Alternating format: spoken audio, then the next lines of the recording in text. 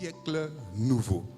Et je voudrais continuer dans la lancée programmée au niveau de notre église, puisque le pasteur principal nous en parlait dimanche dernier.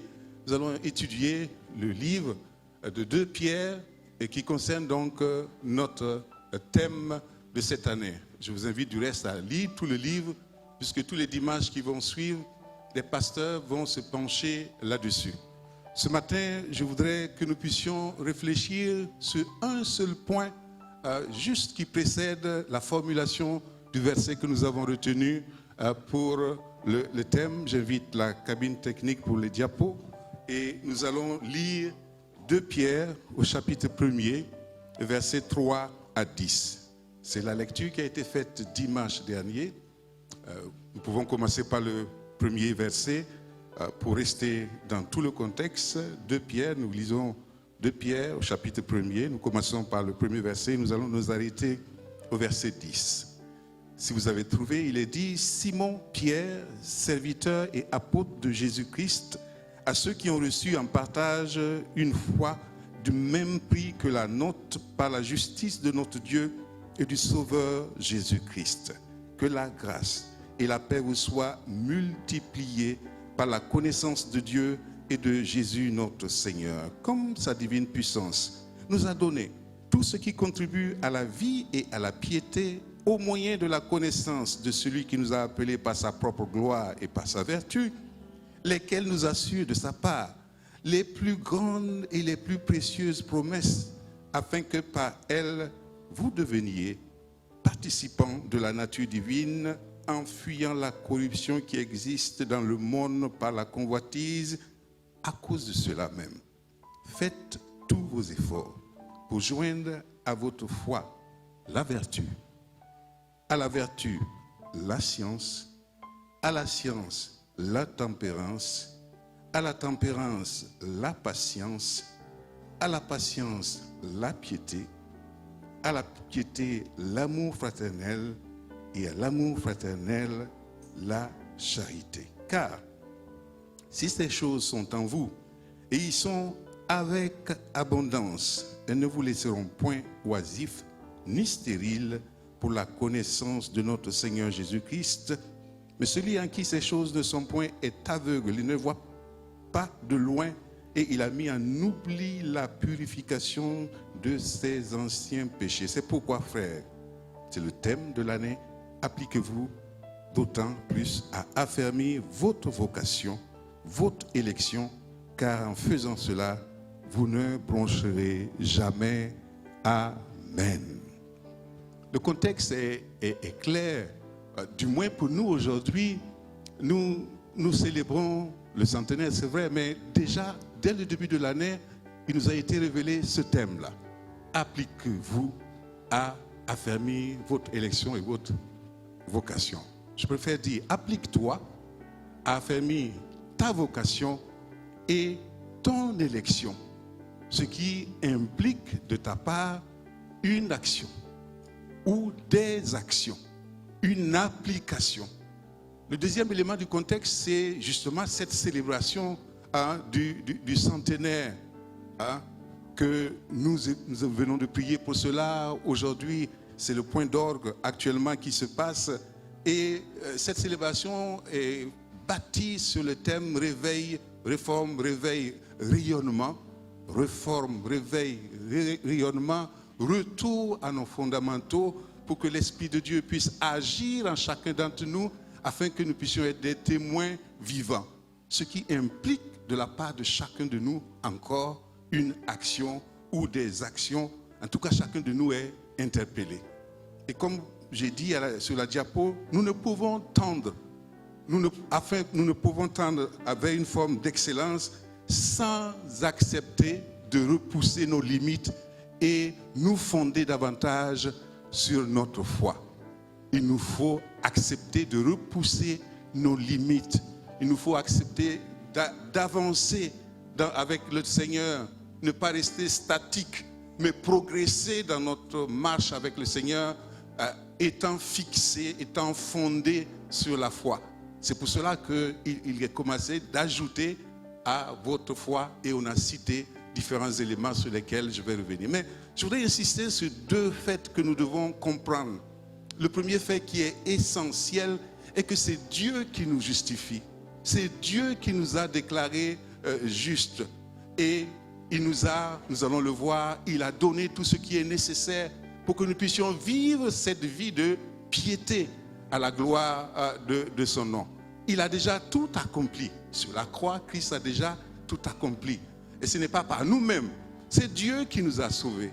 Et c'est Dieu qui nous a rendus justes. Que dis-je? C'est Dieu qui nous a déclarés justes. C'est pour cela que nous devons avoir une vie de piété. Ne renversons pas les choses. C'est parce que Dieu nous a justifiés que nous pouvons maintenant manifester notre reconnaissance à lui et vivre une vie de piété. Nous allons voir à peu près les ressources que le Seigneur a prévues justement pour que nous puissions mener une vie de piété. Mais je voudrais quand même insister là-dessus, c'est le premier point, la croix de Christ. La place de la croix de Christ dans la vie de chacun d'entre nous. Notons tout d'abord que la base solide pour la vie de piété, comme je le disais, se trouve son fondement à la croix de Christ. L'apôtre s'y réfère dès le premier verset d'ailleurs quand il parle de la justice de notre Dieu et de notre Sauveur Jésus-Christ. On peut dire qu'à la croix, les droits de Dieu ont été maintenus par notre Sauveur qui s'est donné lui-même pour être l'appropriation du monde entier, sans distinction. Il est dit, Jean 3,16, car Dieu a tant aimé le monde qu'il a donné son Fils unique, afin que quiconque, sans distinction, croit en lui, ne périsse point, mais qu'il ait la vie éternelle. Dieu a été pleinement satisfait et glorifié de sorte qu'il peut maintenant, en toute justice, proclamer à tous la rémission, proclamer à chacun d'entre nous le pardon de nos péchés et déclarer que celui qui croit est justifié. Il est justifié. Ce que la loi de Moïse ne pouvait pas faire, ce que nos œuvres même ne pouvaient pas faire, Dieu a décidé dans sa souveraineté de nous justifier. Et on peut dire ici qu'à la croix, la justice de Dieu et l'amour de Dieu ont été satisfaits.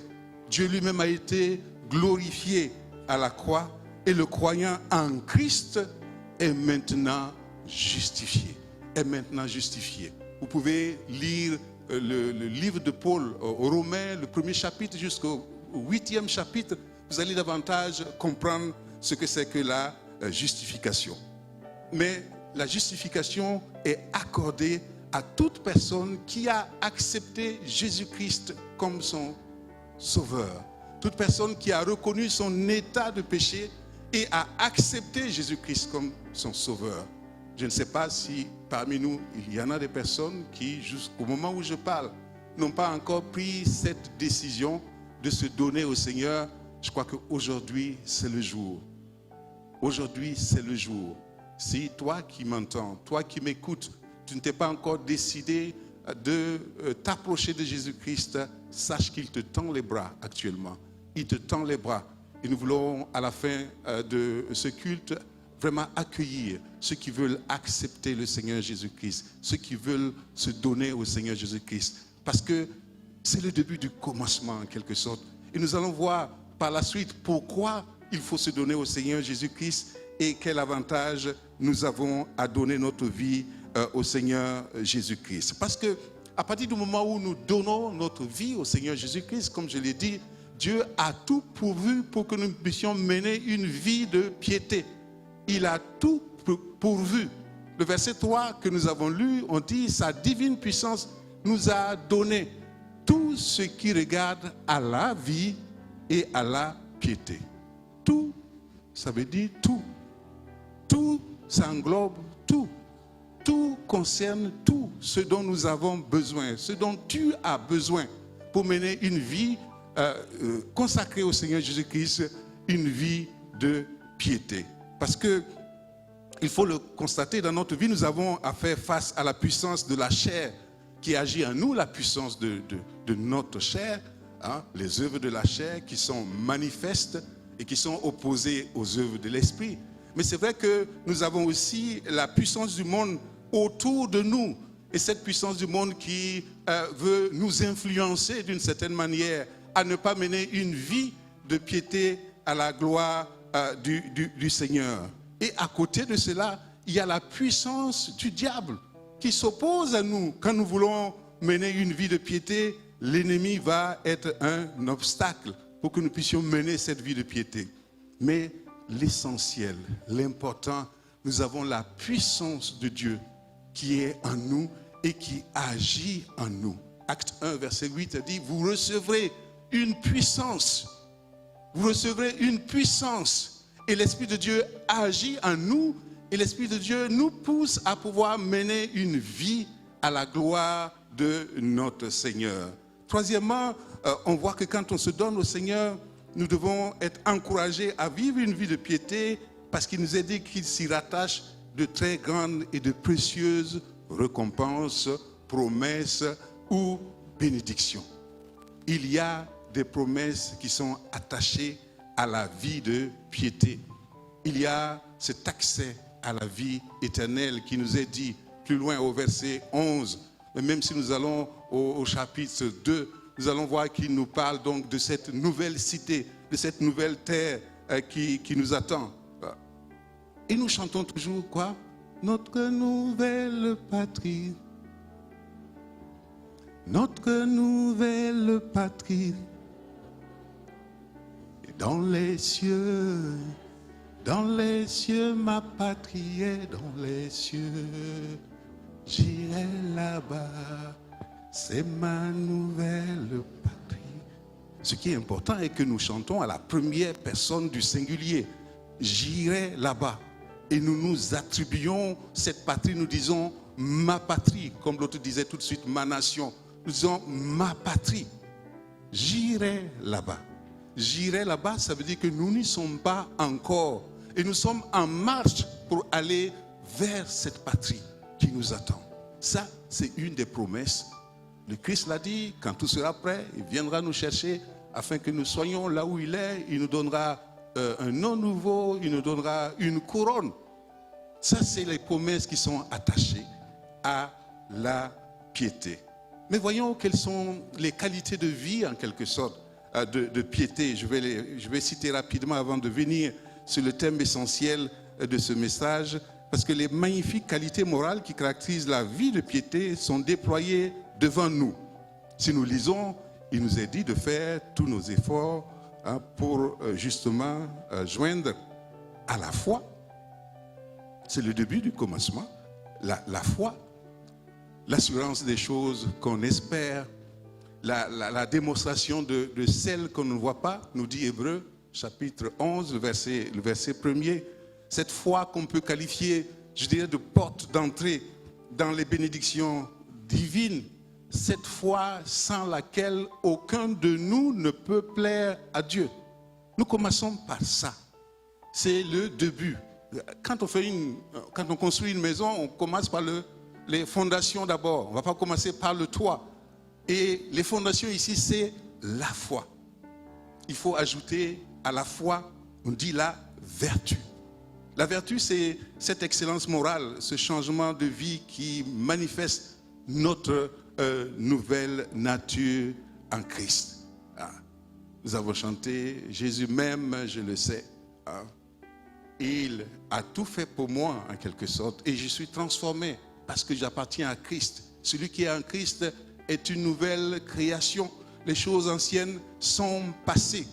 Et le chrétien qui veut associer à sa foi la vertu va mener cette vie nouvelle de celui qui appartient au Seigneur Jésus-Christ, de celui qui marche non selon la chair, mais qui marche selon l'Esprit, poussé par l'Esprit, inspiré par l'Esprit dans ses pensées, dans ses paroles, dans ses actions. Et là, cela vient après la foi, en plus de la foi. Et après la vertu, l'apôtre nous dit la connaissance. La connaissance. Faisons la différence. C'est vrai que l'apôtre Paul nous dit que la connaissance enfle. Mais comprenons bien les choses, parce que s'il y a de l'ignorance au sujet des commandements du Seigneur, il y aura forcément défaillance dans notre obéissance. Si nous ne connaissons pas bien les commandements du Seigneur, nous allons tomber dans la défaillance. Et un esprit instruit quant à la volonté de Dieu est nécessaire pour régler et guider le cœur le plus ardent. Quel que soit votre engagement pour le Seigneur, si vous n'avez pas la bonne connaissance, vous allez vous égarer. Parce que la Bible dit, mon peuple périt par manque de vision. Et la connaissance est essentielle. Nous devons, comme l'apôtre Paul le disait aux Colossiens au chapitre 1er, le verset 9, nous devons demander à Dieu d'être remplis de la connaissance de sa volonté. D'être chaque jour remplis de la connaissance de sa volonté. Quand nous nous levons le matin, que nous puissions connaître ce que Dieu attend de nous cette journée. Qu'est-ce qu'il veut que je fasse aujourd'hui pour la gloire de son nom. Donc, nous avons la foi. Nous avons ajouté la vertu, nous avons ajouté la connaissance, mais cela ne suffit pas. Il est dit d'ajouter la tempérance. La tempérance doit être jointe à la connaissance. On peut dire que la tempérance, c'est la maîtrise de soi. Ce n'est pas la température, mais c'est la tempérance. Hein? C'est la maîtrise de soi. Et la connaissance, sans la maîtrise de soi, ne peut conduire qu'à l'orgueil. Et la tempérance est nécessaire pour le chrétien qui a la foi, pour le chrétien qui manifeste la vertu, pour le chrétien qui a la connaissance. Mais en plus de la tempérance, il nous est parlé de la patience. La patience ou l'endurance en quelque sorte ici. C'est-à-dire savoir attendre, persévérer, supporter même les prétentions des autres, puisque la Bible nous invite à nous supporter les uns les autres. Et surtout, prendre garde de soi-même. C'est là la patience. Savoir prendre garde de soi-même. L'apôtre Paul disait qu'il veille sur lui-même pour ne pas tomber en quelque sorte après avoir annoncé l'évangile aux autres. Prenons garde à nous-mêmes. Voyons où nous posons les pieds. Pensons à ce que nous disons. Pensons même à nos pensées, j'allais dire, pour voir si tout cela glorifie le Seigneur. Et enfin, vient le clou, le thème d'aujourd'hui, la piété. Voyez la position de la piété. Si vous comptez, c'est la 6e position. La piété. Et nous allons voir ce que c'est que la piété. Et parce que les autres que nous avons cités, les 5 parlent du chrétien lui-même. Et le 6e parle, c'est vrai, du chrétien. Mais voyez sa position, puisque la piété va ouvrir la porte vers la relation avec notre prochain, vers la relation avec les autres. Puisque à la piété, il faut ajouter l'amour fraternel. À l'amour fraternel, la charité ou l'amour, comme d'autres versions le disent. Il faut la piété d'abord. Il faut les 5 autres que nous avons cités avant de pouvoir justement manifester cet amour fraternel, cet amour qui glorifie le nom du Seigneur, qui nous pousse à nous aimer réellement. Et vous l'avez entendu, nous sommes exhortés à posséder toutes ces qualités. Pas une des qualités, mais toutes ces qualités ensemble, hein, chacune influençant l'autre, afin que le chrétien puisse en résulter de cela mener une vie de piété unie et équilibrée. Nous avons tout ça. Et Dieu a mis tout cela à ta possession pour que tu puisses mener une vie équilibrée, une vie à la gloire de notre Seigneur. Et justement, nous allons faire le zoom sur la piété. La piété, nous devons faire tous nos efforts pour joindre à la foi, donc, la piété. Quelqu'un me dira, qu'est-ce que c'est que la piété?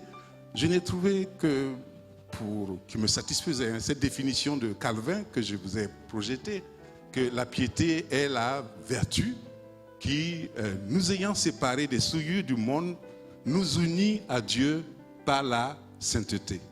Cette vertu qui, nous ayant séparés des souillures du monde, nous avons reconnu que nous sommes pécheurs, nous avons accepté le Seigneur Jésus-Christ, hein, va maintenant nous unir avec Dieu, nous nous approchons de Dieu et son esprit en nous crie Abba Père. Nous pouvons l'appeler Papa à tous ceux qui l'ont reçu, à ceux qui croient en son nom. Il a donné la parole, le pouvoir de devenir enfants de Dieu. Nous sommes devenus enfants de Dieu, mais nous devons marcher dans la sainteté.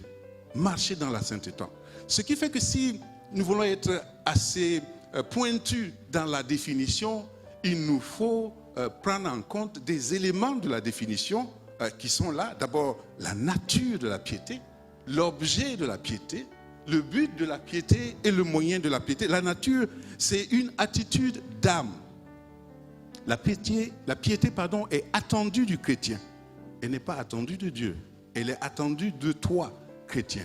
Une attitude d'âme. Et l'objet, justement, c'est Dieu. Cette attitude d'âme à l'endroit de Dieu. Et le but, c'est la sainteté. Mener une vie de sanctification sans laquelle nous ne pouvons pas dire j'irai là-bas, j'irai là-haut, sans laquelle nous ne pourrons pas voir notre Seigneur. C'est pour cela que cette attitude d'âme, son moyen est l'effort continu. L'effort continu. D'ailleurs, l'apôtre le dit au début du verset, il dit « Faites tous vos efforts.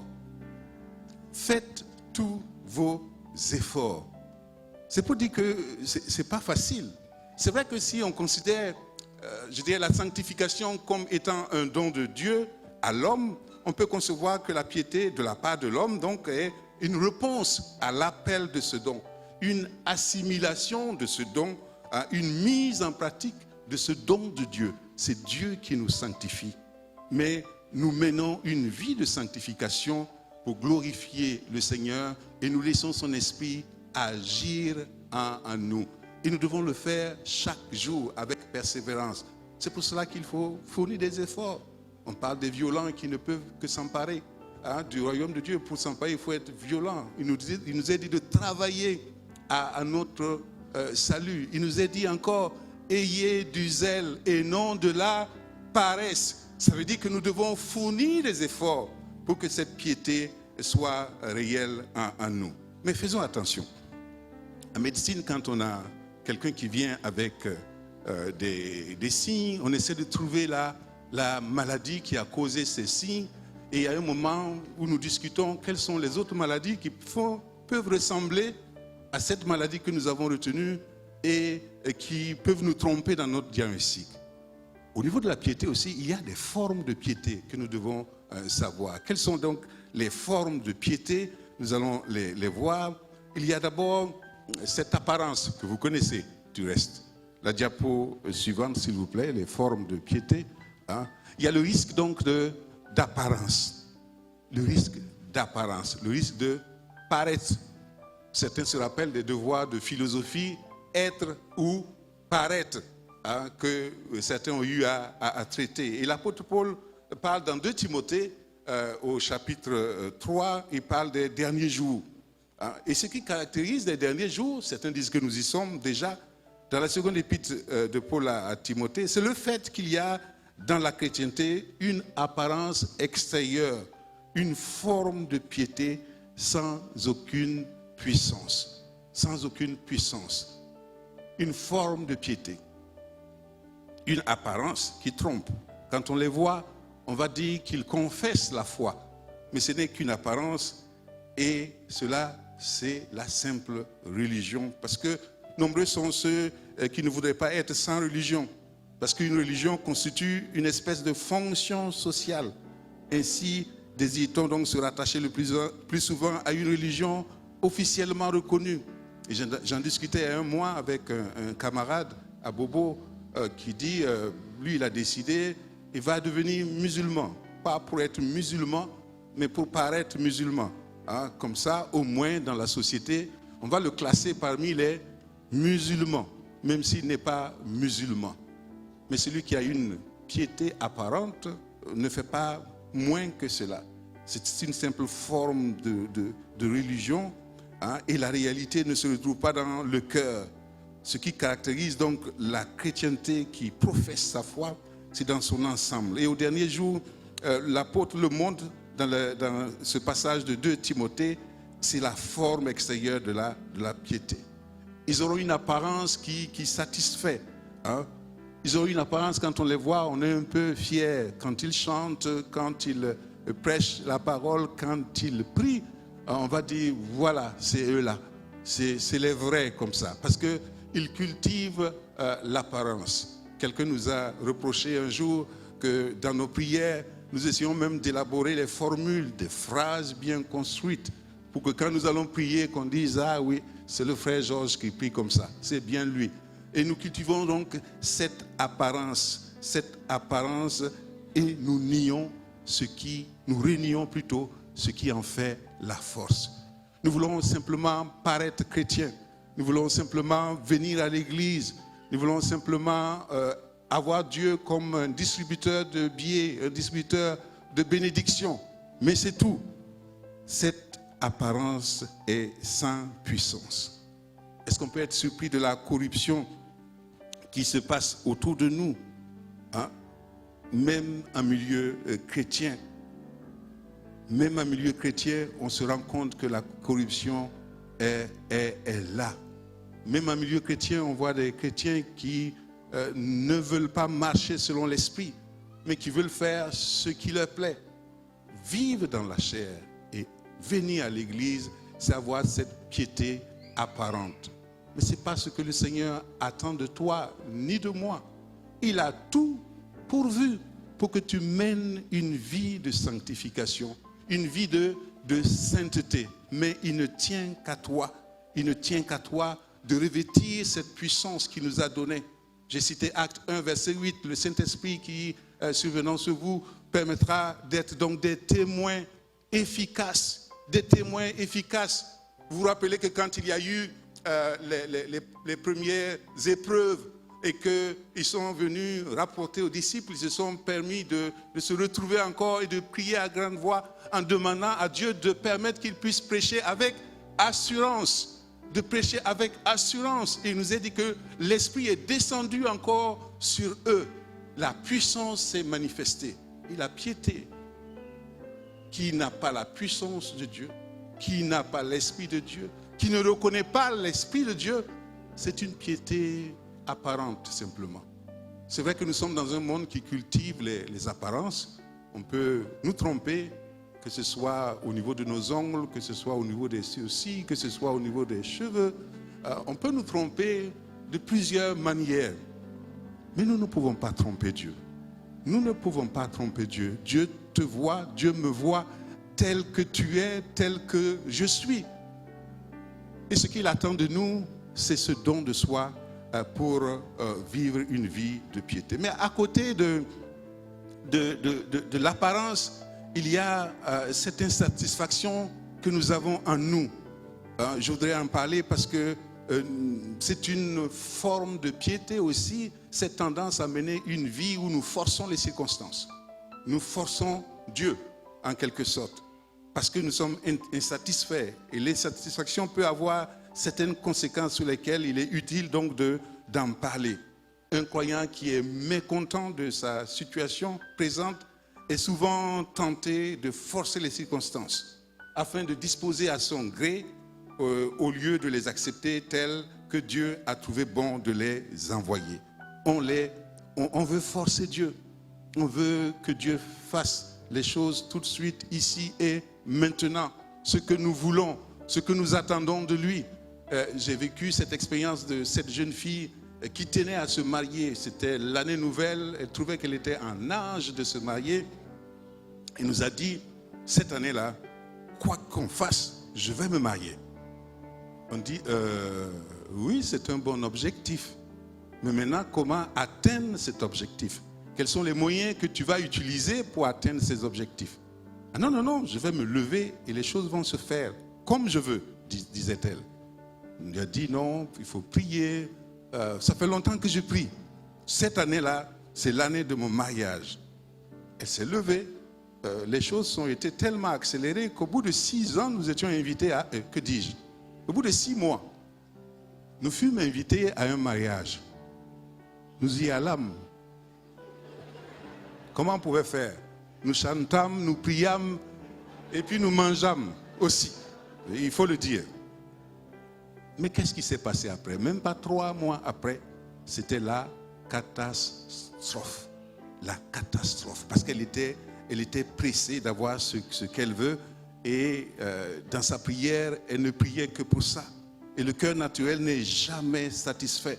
C'est pourquoi il court toujours à la recherche de ce qui semble meilleur, à la poursuite de ce qu'il convoite, ayant sans cesse de nouveaux désirs, lorsqu'il a pu satisfaire en partie, au moins les premiers. Parce que jamais satisfait. dès que Dieu exauce une partie, on veut encore plus. On a prié pour qu'il nous donne la voiture. On va dire, Seigneur, cette voiture-là, il faut donner le carburant. Hein?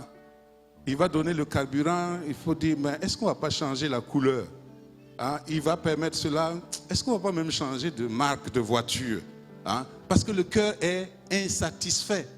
Et le chrétien qui a un cœur insatisfait ne peut pas mener une vie de piété à la gloire du Seigneur.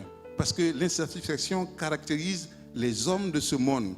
Il y a là certainement au fond, je dirais, un manque de soumission à la volonté de Dieu. On ne veut pas accepter ce que Dieu nous permet de vivre. On ne veut pas accepter ce que Dieu nous permet d'être. On ne veut pas accepter ce que Dieu a mis à notre disposition. Et la piété qu'on attend du chrétien, c'est la piété qui est caractérisée par le contentement. C'est la diapo qui suit. La piété avec le contentement.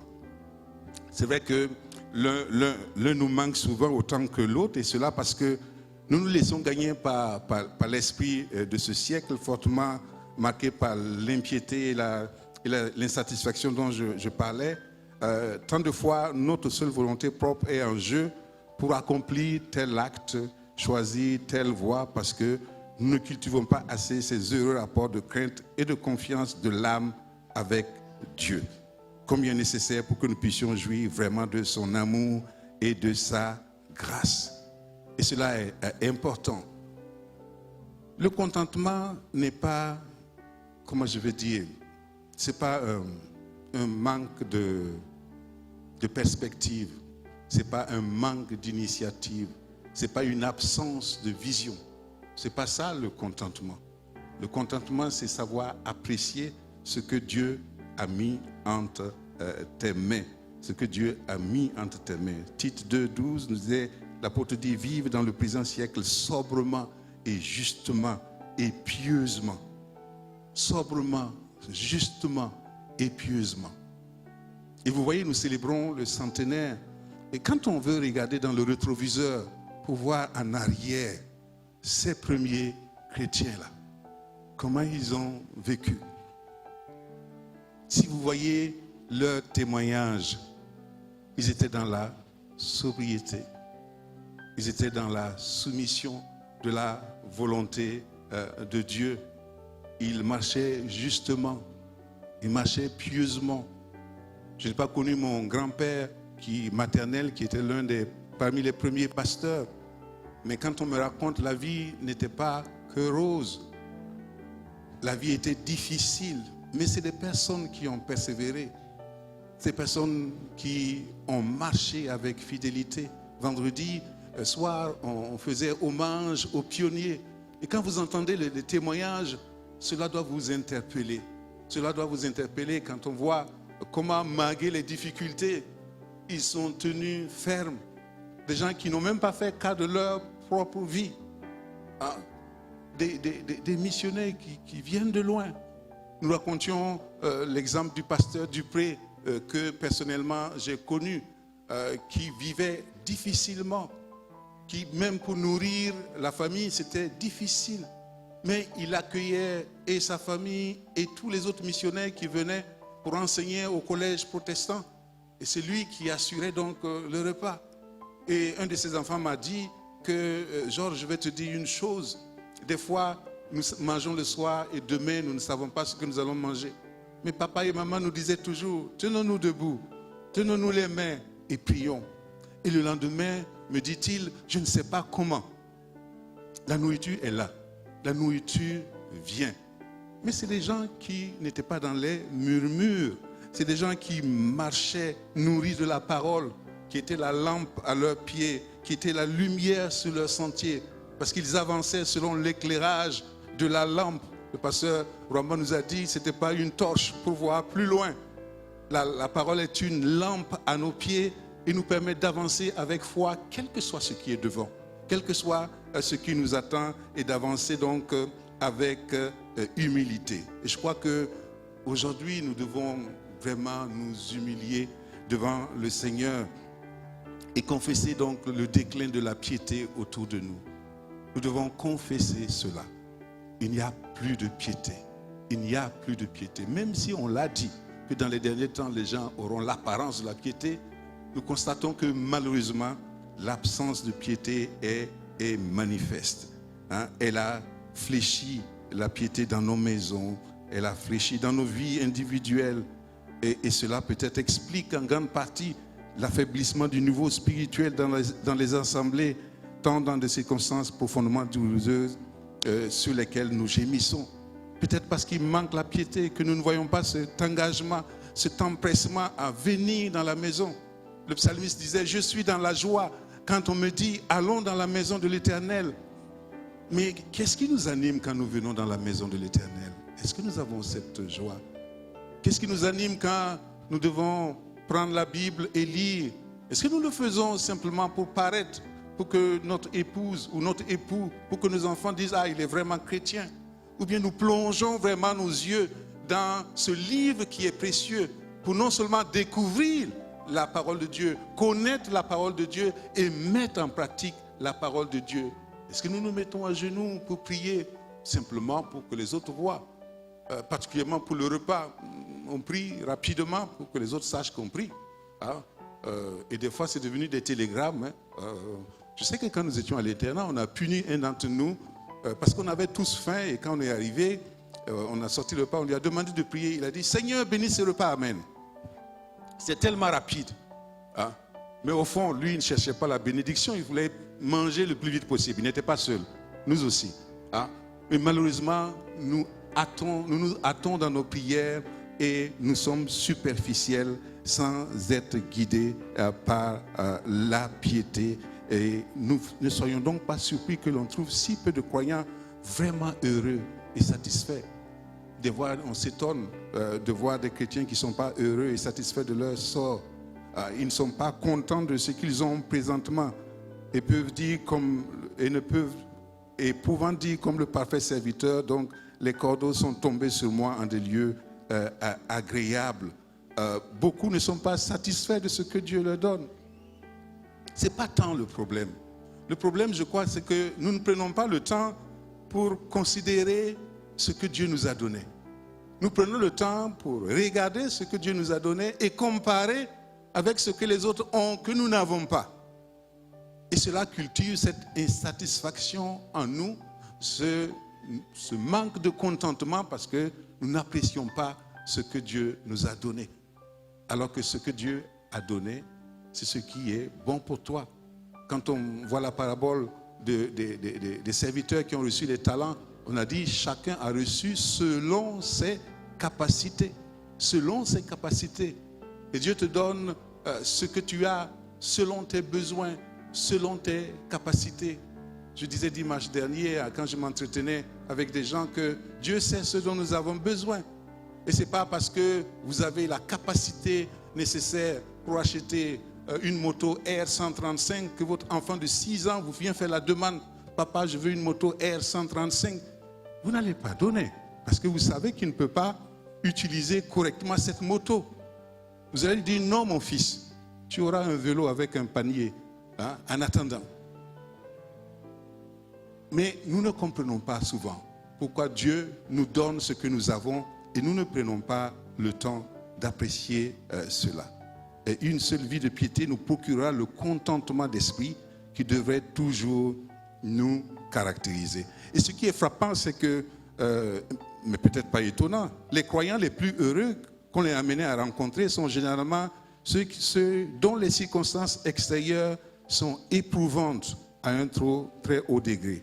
Ce sont ceux qui, au travers d'un chemin difficile, ont quelque peu appris, comme l'apôtre Paul qui le disait aux Philippiens, être contents en eux-mêmes dans les circonstances où ils se trouvent. Et j'ai été particulièrement frappé par le témoignage d'une fille hospitalisée dans notre service qui avait un cancer et qui était en phase terminale et qui traversait des moments de douleur. Et j'ai pris l'habitude d'accompagner les personnes en fin de vie et je me suis permis de passer quelques instants avec elle. Et ce qui m'a frappé, c'est sa joie dans cette souffrance-là. C'est sérénité dans ces moments de souffrance. Et m'a dit pour terminer que, docteur, le problème est que mes parents ne comprennent pas. Les anges sont là pour m'amener dans la félicité céleste. Et les parents continuent à prier. Ils n'ont qu'à me laisser, je vais partir. Mais elle était sereine dans ces moments difficiles. Elle n'avait que 20 ans. Avoir un cancer à 20 ans. Mais elle était sereine et elle était si joyeuse en quelque sorte. Et le secret du contentement n'est pas dans les circonstances, mais dans l'état de nos cœurs et de nos âmes. Ce n'est pas tant dans les circonstances. Il y a un livre que je vous conseille d'acheter, Les émotions qui nous contrôlent. Au fond, ce n'est pas le problème de rencontrer des difficultés, de rencontrer des circonstances difficiles. Le problème, c'est comment nous réagissons devant ces circonstances-là. Quel est notre état d'âme devant ces circonstances? Les murmures, l'insatisfaction témoignent d'un état intérieur auquel il convient d'apporter les remèdes propres à faire trouver ou retrouver la crainte de Dieu, la confiance en lui, la communion intime avec le Seigneur. C'est pour cela que nous sommes appelés à cette réforme, à cette refondation. Pour tendre vers la fin, la piété va avec un exercice que nous devons développer. La piété avec le contentement nous impose un exercice. Être content de soi-même dans les circonstances où l'on se trouve, c'est une part qu'on peut dire précieuse. C'était celle de Paul, qui a connu comme lui des difficultés et des circonstances éprouvantes. Et c'était des moments assez difficiles. Mais il a écrit aux Philippiens, comme je l'ai dit plus haut. Et il ne demande pas à ce que les circonstances soient changées, mais il les accepte dans une heureuse soumission à la volonté, réalisant que la piété avec le contentement est un grand gain. Est un grand gain. Puissions-nous réaliser aussi que quelle que soit l'aridité du désert, n'oubliant jamais le contentement est en soi-même et non dans les circonstances. Que le mécontentement a sa source, non dans les circonstances, mais dans l'état de notre cœur. Que nous puissions jouir déjà par la foi de notre part en Jésus-Christ dans les lieux célestes. C'est pour cela qu'il est attaché à cette piété d'abondante bénédiction des promesses. Alors pour connaître une telle condition spirituelle, retenons l'exhortation de l'apôtre Paul à Timothée qui disait dans 1 Timothée 4, verset 8, « Exerce-toi toi-même à la piété. » C'est un exercice, ce n'est pas un acquis. C'est un exercice que nous devons mener chaque jour. Parce que cela en vaut la peine. Il nous est dit que la piété est utile à toute chose ayant la promesse de la vie présente et la vie qui est à venir. Il nous faut nous exercer chaque jour à la piété. Il nous faut chaque jour vérifier si nous sommes bien bâtis sur la foi, sur la vertu, sur la connaissance, sur la tempérance, sur la patience. Et ainsi donc, si nous menons cette vie de piété, nous pouvons traduire cet amour fraternel autour de nous et aimer notre prochain comme nous-mêmes. C'est un exercice permanent. C'est un exercice continu. Je voudrais t'exhorter ce matin à persévérer dans une vie de piété, à marcher de l'avant dans une vie de piété, à toujours travailler à ton salut. C'est vrai que ce n'est pas par les œuvres que nous sommes sauvés, c'est par la foi. Mais nous devons nous appliquer à mener une vie qui honore le Seigneur. Que faut-il dire pour terminer? Que la piété de par sa nature, cette attitude d'âme, de par son objet, Dieu, de par son but, la sainteté, de par son moyen, cet effort continu, permet aux chrétiens de tendre chaque jour vers l'excellence dans les domaines de sa vie spirituelle, dans les domaines de sa vie professionnelle, dans les domaines de sa vie familiale, dans les domaines de sa vie sociale. Ainsi donc le chrétien a cette attitude de dépendance de Dieu en tout temps qui lui est donnée comme ressource dans le but de vivre non pas pour lui-même égoïstement, non pas pour une satisfaction personnelle, mais pour davantage être saint devant son Dieu, marcher dans la sainteté avec un effort continu. Dans Apocalypse, il est dit, heureux ceux qui lavent leurs robes C'est le présent de l'indicatif qui lave leur robe, qui se purifie chaque jour.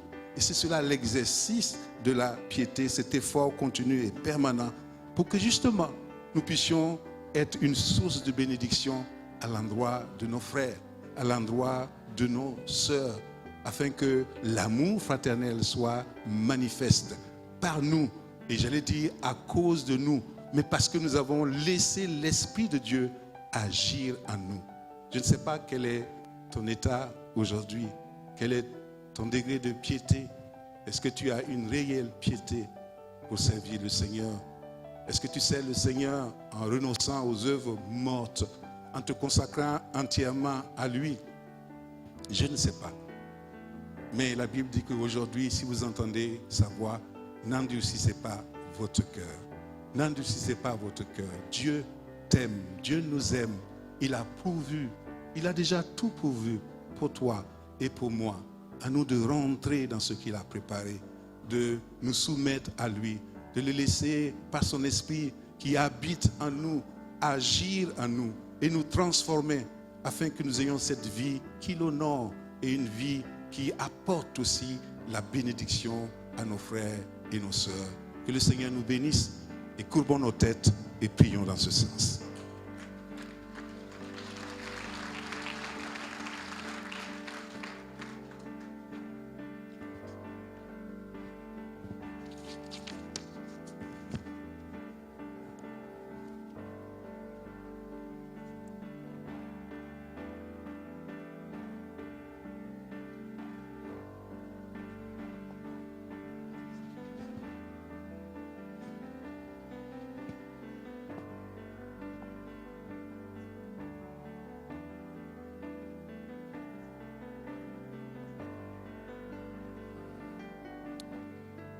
Bon, avant donc la prière,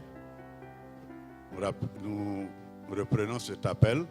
Est-ce qu'il y en a parmi nous ce matin qui sont venus inviter ou bien qui sont venus d'eux-mêmes et qui, après avoir entendu ce message, veulent donner leur vie au Seigneur? S'il y en a, nous les prions de lever la main afin que nous puissions les identifier, que ce soit en haut ou en bas. Si quelqu'un a entendu ce message, et si ce message l'a fortement interpellé, et qu'il se résout à venir au Seigneur, nous lui demandons de lever la main, nous allons prier pour lui. En bas, en haut, il y en a? Il y a une, bon, je ne sais pas que je ne veux pas la main. D'accord. Bon, celui qui a levé ou bien celle qui a levé la main, nous lui demandons de venir devant ici. Nous allons prier pour lui.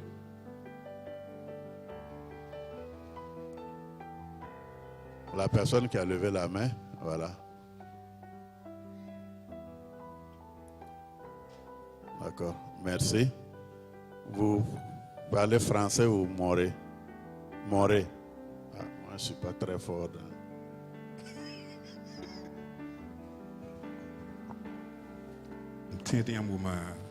So krasan soka la yam zenka nugu yam kenantaka balai ratin di kai vi man konju soba Jésus Christ pa auto ina kusa yam tiam yari nore yam mengna ye tiri kai vi ma konju soba Jésus Christ ezugu tona pusa yam yinga la yam na ton babiga to kelen dik yam yure la bang yam se yiti zininga nan kusam tit kele mu nini ya tun min ma man woto ne man gombe kele nde mam sum goma bala ton bas mbe arzana mam pus da yam baraka yam sum puk mam nina duna yibeoga ti mam bang ti yam nonga mam daten de kam vima kon ju soba Jésus Christ mam sak da bam wa fada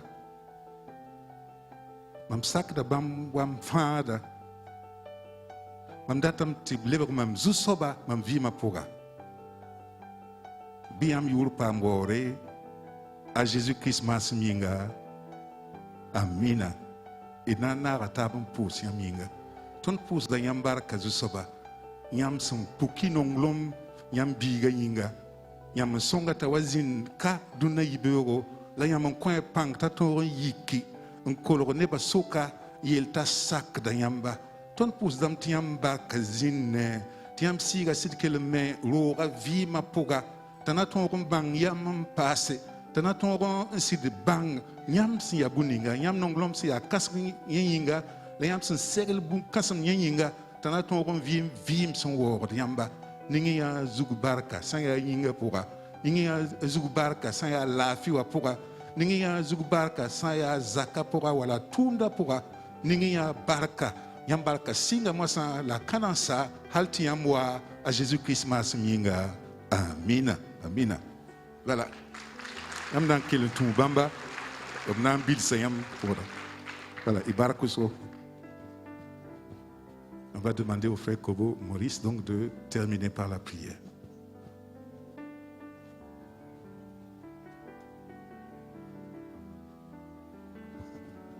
Seigneur notre Père, notre Dieu, nous te rendons grâce pour ce que tu fais pour nous. C'est toi qui nous as choisis des milieux du monde, de nos familles, et tu nous as rassemblés, tu nous as fait connaître. Merci pour ta grâce, merci pour ton enseignement. Tu nous as dit de marcher dans la piété, dans l'obéissance, dans la consécration et dans l'engagement. Merci pour ce message que tu nous as donné. Merci parce que tu vas nous aider à continuer à l'appliquer. Maintenant que nous sommes à la fin de ce culte, je voudrais te supplier d'accompagner chacun dans sa famille, sur le chemin, que tu protèges chacun, sur le chemin, que tu protèges chacun et que nous continuons à méditer ta parole, à la mettre en pratique. Merci parce que tu vas bénir les familles, tu vas bénir tous ceux qui sont partis de partout pour louer ton nom. Et je voudrais te demander de continuer à bénir toute la semaine afin que nous puissions revenir la prochaine fois pour te louer et te glorifier. Merci pour ta parole, merci pour tes serviteurs, merci pour tous tes enfants. Que l'honneur et la gloire te reviennent au nom de Jésus. Amen. Bonne célébration du centenaire et que le Seigneur vous bénisse. Oh Dieu, ta grandeur et ta fidélité, on rayonne sur le Burkina Faso. Par l'œuvre des missionnaires, tu as